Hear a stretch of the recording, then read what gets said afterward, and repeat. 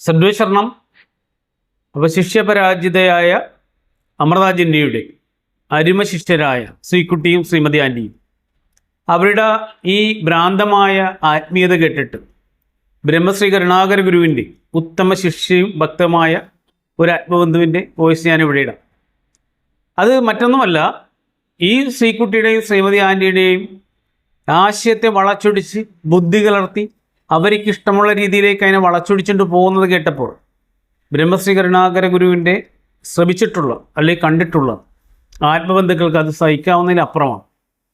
അപ്പോൾ അവർ ഇത് കേട്ടപ്പോൾ ഒരു പരിധിവരെ ശ്രീകുട്ടിയും ശ്രീമതി ആൻറ്റിയും ചെയ്യുന്ന നല്ല കാര്യമാണ്. കാരണം എന്ന് വെച്ചാൽ ഇവിടെ ഉള്ളിലുള്ള കാര്യങ്ങൾ മറ നീക്കി പുറത്തു വരിക ഇവരിലൂടെ. ഇവർ അറിഞ്ഞോ അറിയാതെയോ ഒട്ടനവധി ആശ്രമത്തിൻ്റെ വീഴ്ചകൾ പുറത്തേക്ക് വരുന്നുണ്ട്. അപ്പം നമുക്ക് ആ ആത്മബന്ധുവിൻ്റെ ആ വോയിസ് ഒന്ന് നമുക്ക് കേൾക്കാം. സദ്ഗുരുവേ ശരണം. ഗുരുക്കന്മാരുടെ കാലാവധിയെക്കുറിച്ച് ഗുരു വളരെ വ്യക്തമായി പറയുകയും നിങ്ങളത് എഴുതിയെടുക്കണമെന്ന് പറയുകയും ചെയ്ത് ശിഷ്യന്മാരെ കൊണ്ട് എഴുതിയെടുപ്പിച്ചിട്ടുള്ളതാണ്. ബ്രഹ്മവിത്ത്, ബ്രഹ്മവര്യൻ, ബ്രഹ്മവരിഷ്ഠൻ, ബ്രഹ്മവരീഷ്ഠാൻ എന്നിങ്ങനെ 4 വിധം ഗുരുക്കന്മാരെക്കുറിച്ച് ഗുരു പറഞ്ഞിരിക്കുന്നു. ഒരു ചതുർയുഗത്തിൽ എത്ര സൂര്യചന്ദ്രന്മാർ ആവർത്തനം ചെയ്ത് പിന്നെ മടങ്ങി വന്നു എന്ന് അറിയുന്നതാണ് യഥാർത്ഥത്തിൽ ബ്രഹ്മവിത്ത്, ബ്രഹ്മവര്യൻ, ബ്രഹ്മവരിഷ്ഠൻ, ബ്രഹ്മവരീഷ്ഠാൻ എന്നീ കാലധർമാനുസാരിയായിരിക്കുന്ന ഗുരുക്കന്മാർ. ഈ ഗുരുക്കന്മാർ ഒരു യുഗത്തിൽ 21 ഗുരുക്കന്മാർ വരും. ഇവരുടെ കാലാവധി 2000, 3000, 4000, 5000, 10000 വർഷങ്ങളായിരിക്കും. ഇവർ കാലാന്തര ഗുരുവിൻ്റെ കീഴിലാണ് വരുന്നത്. കാലാന്തര ഗുരു ഒരു യുഗം കടന്ന് അടുത്ത യുഗത്തിലേക്ക് പോകുന്ന ഗുരുവാണ്. കാലാന്തര ഗുരുവിൻ്റെ കീഴിൽ വരുന്ന ഗുരുക്കന്മാരിൽ തന്നെ ഏറ്റവും കുറഞ്ഞ കാലാവധി പറയുന്നത് 2000 വർഷമാണ്. സാധാരണ ഗുരുക്കന്മാർ തന്നെ ഒരു യുഗത്തിൽ ആകെ 21 പേർ മാത്രമാണ് വരുന്നത്. ചതുർയുഗങ്ങളിൽ ഏറ്റവും ചെറിയ കാലയളവുള്ള യുഗമായ കലിയുഗത്തിൽ തന്നെ 4,32,000 വർഷം ഉണ്ട്. ഒരു ഗുരുവിൻ്റെ കാലാവധി 72 വർഷമേ ഉള്ളൂ എങ്കിൽ ഏറ്റവും ചെറിയ യുഗമായ കലിയുഗത്തിൽ പോലും ഒരു യുഗത്തിൽ 6000 ഗുരുക്കന്മാർ വരേണ്ടി വരും. സാധാരണ ഗുരുക്കന്മാർ പോലും ഒരു യുഗത്തിൽ ആകെ 21 ആണ് വരുന്നതെന്ന് ഗുരു വ്യക്തമായി പറഞ്ഞിട്ടുണ്ട്. ബ്രഹ്മശ്രീ കരുണാകര ഗുരു സാധാരണ ഗുരുവല്ല, കാലാന്തര ഗുരുവാണ്. ഗുരു ഒരു സാധാരണ കാലാന്തര ഗുരുവും അല്ലായിരുന്നു.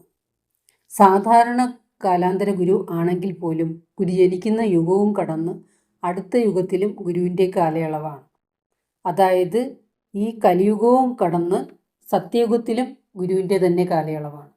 അങ്ങനെ ഇരിക്കെ 72 വർഷം മാത്രമാണ് ഗുരുവിൻ്റെ കാലയളവ് എന്ന് പറഞ്ഞിട്ട് 72 വർഷം ശരീരത്തിൽ ഇരുന്നിട്ട് ഗുരുവിൻ്റെ ദേഹവിയോഗം സംഭവിച്ചപ്പോൾ അടുത്ത ഗുരു വന്നു എന്നും പറഞ്ഞ് പ്രചരിപ്പിക്കുന്നവർക്ക് എന്തറിവാണുള്ളത്? അറിയാത്തത് കൊണ്ട് പറയുന്നോ, സത്യത്തിൻ്റെ മുഖം മൂടിവെച്ച് കള്ളത്തെ മുന്നിൽ കൊണ്ടുവരാൻ വേണ്ടി മനഃപൂർവ്വം കള്ളം പറയുന്നോ എന്ന് മനസ്സിലാകുന്നില്ല. ഈ മന്വന്തരത്തിലെ 3ാമത്തെ ചതുർയുഗത്തിൽ സത്യത്രാനൻ എന്ന ആചാര്യന് പറ്റിയ അഹം ബ്രഹ്മാസ്മി എന്ന തെറ്റ് തിരുത്താൻ ബ്രഹ്മം 7ാമത്തെ മന്വന്തരത്തിൽ ത്രിമൂർത്തികളെ കൊണ്ടുവന്നതായും 10ാമത്തെ ചതുർയുഗത്തിൽ അവരുടെ കാലാവധി അവസാനിപ്പിച്ചതായും 28ാമത്തെ ചതുർയുഗമായ ഇപ്പോൾ നടന്നുകൊണ്ടിരിക്കുന്ന ചതുർയുഗത്തിലെ കലിയുഗത്തിൽ 2444 ആചാര്യന്മാരെ കൊണ്ടുവന്നതായും ഗുരു പറഞ്ഞ് നമ്മൾ അറിഞ്ഞിട്ടുണ്ട്. അത് നേരിട്ട് ദർശനത്തിൽ കണ്ടവർ ആശ്രമത്തിലും പരമ്പരയിലും ഉണ്ട്. എന്നിട്ടും തെറ്റിതിരുത്താൻ സാധിക്കാതെ വന്നപ്പോൾ ബ്രഹ്മം തന്നിൽ തന്നെ സൂക്ഷിച്ചിരുന്ന ജീവനെ ഭൂമിയിൽ ജനിപ്പിച്ചതാണ് ബ്രഹ്മശ്രീ കരുണാകര ഗുരു. ഗുരുവിൻ്റെ ജനനത്തെക്കുറിച്ച് മുന്നേ തന്നെ ശ്രീനാരായണ ഗുരു, യേശുക്രിസ്തു, മുഹമ്മദ് നബി, ശ്രീബുദ്ധൻ, നോസ്ട്രഡാമസ് എന്നിവർ പ്രവചിച്ചിരുന്നു. ഗുരു ജന്മദൗത്യം പൂർത്തിയാക്കുകയും 1973 കന്നി 4-ന് യുഗാന്തരങ്ങളായി ഞാൻ ആഗ്രഹിച്ച കാര്യം ഇന്ന് പൂർത്തിയായി എന്ന് ബ്രഹ്മത്തിൽ നിന്ന് അറിയിപ്പുണ്ടാവുകയും ചെയ്തു. ആ ഗുരുവിൻ്റെ കാലയളവാണ് 72 വർഷം മാത്രമേ ഉള്ളൂ എന്ന് സോഷ്യൽ മീഡിയയിൽ വന്നിരുന്നു പുലമ്പുന്നത്. പോരാത്തതിന് ഗുരു ചിറ്റേക്കാട്ട് കുടുംബത്തിൽ നിന്ന് ആഹാരം കിട്ടാത്തത് കൊണ്ട് പട്ടിണി കിടന്ന് ആഹാരത്തിന് വേണ്ടി നാട് വിട്ട് അലഞ്ഞു നടന്ന് ശിവഗിരിയിലെത്തിയതായും മുതിർന്നതിന് ശേഷം മാത്രമാണ് ഗുരു സന്യസിക്കാൻ തീരുമാനിച്ചതെന്നും അങ്ങേയറ്റം ഗുരുനിന്ദ ചെയ്യുന്നു. ഗുരുവിൻ്റെ ജനനത്തെക്കുറിച്ചും ഗുരുവിൻ്റെ ശൈശവം മുതലുള്ള പ്രത്യേകതകളെക്കുറിച്ചും ആശാൻ പള്ളിക്കൂടത്തിൽ പഠിക്കുമ്പോൾ തന്നെ ഗുരു സന്യസിക്കാൻ തീരുമാനിച്ച കാര്യവും വീട്ടിൽ പറഞ്ഞാൽ അനുവദിക്കില്ല എന്ന് വിചാരിച്ച് ആശാനോട് പറഞ്ഞ കാര്യവും എല്ലാം ഗുരു നമ്മളോട് നേരിട്ട് പറയുകയും വിവിധ പുസ്തകങ്ങളിൽ എഴുതി വയ്ക്കുകയും ചെയ്തിട്ടുണ്ട്. സന്യാസി എന്നാൽ ജീവിക്കാൻ ഗത്യന്തരം ഇല്ലാതെ സന്യസിക്കുന്നതല്ല എന്ന് ഗുരു പ്രത്യേകം എടുത്തു പറഞ്ഞിട്ടുണ്ട്.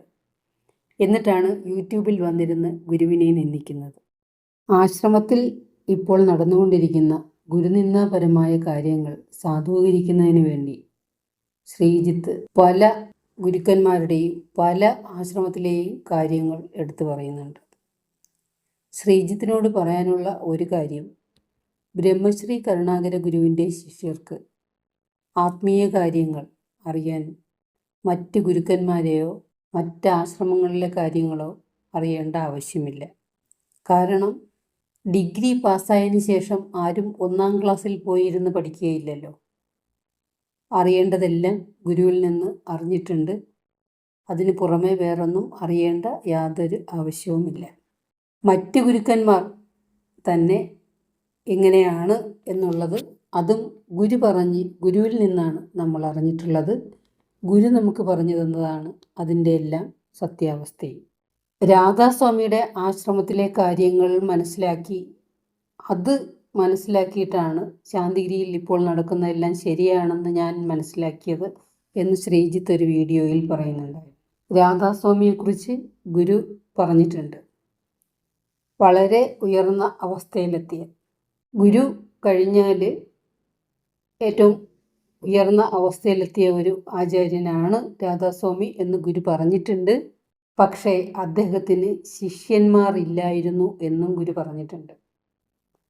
അപ്പോൾ ഇപ്പോൾ ശാന്തിഗിരിയിൽ നടക്കുന്ന പോലെ തന്നെ അവിടെയും രാധാസ്വാമിയുടെ ദേഹവിയോഗത്തിന് ശേഷം കുറച്ച് പേര് ഞാനാണ് അടുത്ത ഗുരു എന്നുള്ള രീതിയിൽ കയറിയിരുന്ന് അവിടെ ഇപ്പോൾ ഭരണം നടത്തുന്നുണ്ടാകണം. അത് കണ്ടുപഠിച്ചിട്ടാണ് ശ്രീജിത്ത് അവിടുത്തെ പോലെ ഇവിടെയും ശരി എന്ന് പറയുന്നത്. ഗുരുവിൻ്റെ ഗുരുവാണിയുണ്ട്, രാധാസ്വാമിക്ക് ശിഷ്യന്മാർ ഇല്ലായിരുന്നു എന്നത്. ബ്രഹ്മശ്രീ കരുണാകര ഗുരുവിൻ്റെ ശിഷ്യരെ സംബന്ധിച്ചിടത്തോളം ആത്മീയ അറിവിന് മറ്റ് ആശ്രമ രീതികളെയോ പുസ്തകങ്ങളെയോ ആശ്രയിക്കേണ്ട ആവശ്യമില്ല. കാരണം ബ്രഹ്മം ഗുരുവിനെ വിദ്യാഭ്യാസം കൊടുക്കാതെ ജനിപ്പിച്ചത് തന്നെ നിലവിലുള്ള പുസ്തകജ്ഞാനത്തിലൂടെ വഴിതെറ്റാതെ ബ്രഹ്മത്തിൽ നിന്ന് പറയുന്നത് അനുസരിച്ച് മാത്രം പ്രവർത്തിക്കാൻ ആയിരുന്നു. സാമ്പ്രദായിക വിദ്യാഭ്യാസം ഇല്ലായിരുന്നെങ്കിൽ പോലും ഗുരുവിന് ഏത് ഭാഷയിൽ പറയുന്നത് മനസ്സിലാക്കാനും ഏത് ഭാഷയിൽ വേണമെങ്കിലും അതാത് ഭാഷക്കാരോട് സംസാരിക്കാനും സാധിക്കുമായിരുന്നു. ഗുരു അങ്ങനെ ചെയ്തിട്ടുണ്ട്. എല്ലായ്പ്പോഴും ചെയ്തിട്ടില്ല എന്ന് മാത്രം. ഗുരു അത് പലപ്പോഴും ചെയ്തിട്ടുണ്ട്. ട്രാൻസ്ലേറ്റ് ചെയ്യാൻ ശിഷ്യരെ നിർത്തിയിട്ടുള്ള ചില സമയങ്ങളിൽ പോലും ശിഷ്യൻ ട്രാൻസ്ലേറ്റ് ചെയ്യാൻ വിട്ടുപോകുന്ന ചില ഭാഗങ്ങളുടെ ഉത്തരവും ഗുരു പറയാറുണ്ട്. ഈ കലിയുഗത്തിലെ ആദ്യ ഗുരുവായ ശ്രീകൃഷ്ണൻ ഭഗവത്ഗീതയിലൂടെ സർവധർമാൻ പരിത്യജ്യ മാമേകം ശരണം വ്രജ എന്ന് പറഞ്ഞതുപോലെ ഗുരുവിൻ്റെ ശിഷ്യരെ സംബന്ധിച്ചിടത്തോളം മറ്റെല്ലാം ഉപേക്ഷിച്ച് ഗുരുവിനെ മാത്രം അനുസരിച്ച് മുന്നോട്ട് പോവേണ്ട ആവശ്യമേ ഉള്ളൂ. ലോകം മൊത്തമുള്ള ആശ്രമങ്ങളെയോ ഗുരുക്കന്മാരെയോ പുസ്തകങ്ങളെയോ അന്വേഷിച്ചു പോകേണ്ട ആവശ്യമില്ല. അവരുടെ എല്ലാം ശരിതെറ്റുകൾ നമ്മുടെ ഗുരുവാണ് നമുക്ക് പറഞ്ഞു തന്നത്. സ്വാമി വിവേകാനന്ദനും കബീർദാസും ബഹുമാനിക്കപ്പെടുന്നത് അവരുടെ ഗുരുവിനെ അവർ മഹത്വപ്പെടുത്തി കാണിച്ചതിലൂടെയാണ്. ശ്രീരാമകൃഷ്ണ പരമഹംസരെ ലോകം അറിയുന്നത് സ്വാമി വിവേകാനന്ദനിലൂടെയാണ്. രാമാനന്ദനെ ലോകം അറിയുന്നത് കബീർദാസിലൂടെയാണ്. അതാണ് ഈ ശിഷ്യരുടെ മഹത്വം. അല്ലാതെ ഇവരാരും ഞാൻ എൻ്റെ ഗുരുവിനോടൊപ്പം എത്തിയെന്നോ ഗുരുവിനേക്കാൾ മുകളിലെത്തിയെന്നോ പറഞ്ഞില്ല. സ്വന്തം ഗുരുവിനെ മഹത്വപ്പെടുത്തി കാണിക്കാനാണ് ശ്രമിച്ചത്. സ്വന്തം ഗുരുവിൻ്റെ ആശയം പ്രചരിപ്പിക്കാൻ വേണ്ടി ജീവിതം ഒഴിഞ്ഞു വച്ചിരുന്നെങ്കിൽ ലോകമുള്ള കാലത്തോളം ഇവരും ബഹുമാനപൂർവ്വം സ്മരിക്കപ്പെടുമായിരുന്നു. കേട്ടില്ലേ? ബ്രഹ്മശ്രീ കരുണാകര ഗുരുവിൻ്റെ ഉത്തമ ഭക്തയും ശിഷ്യയുമായ ഒരു ആത്മബന്ധുവിൻ്റെ വാക്കുകളാണിത്. മനസ്സിലായ? അല്ലാതെ എന്താ പറയുക, ഒരു ഉപകാര സ്മരണയ്ക്ക് വേണ്ടി അങ്ങോട്ട് എന്ത് ആത്മീയതയും എന്ത് ഗുരുവിനെക്കുറിച്ച് എന്ത് കാര്യവും വിഡ്ഢിത്തങ്ങളൊക്കെ വിളിച്ചു പറഞ്ഞ് ആൾക്കാരെ കോമാളികളാക്കാൻ അല്ലെങ്കിൽ ആൾക്കാരെ കൺഫ്യൂഷനിൽ എത്തിക്കാനായിട്ട് നിങ്ങൾ ശ്രമിച്ചുകൊണ്ട് ഒരു ഫലവുമില്ല. കാരണം ഒരു കണക്കിന് അത് നല്ലതാണ്. കാരണം ഈ പ്രതികരിക്കരുതെന്ന് കരുതിയിരുന്ന ഒട്ടനവധി ബ്രഹ്മശ്രീ കരുണാകര ഗുരുവിൻ്റെ ഭക്തർക്ക് ഈ ശ്രീകുട്ടിയുടെയും ശ്രീമതി ആൻ്റിയുടെയും ഈ വീഡിയോകൾ മനോവിഷമം ഉണ്ടാക്കി. കാരണം ഒളിച്ചു വെച്ച ചില കാര്യങ്ങൾ വെളിയിൽ ചാടി.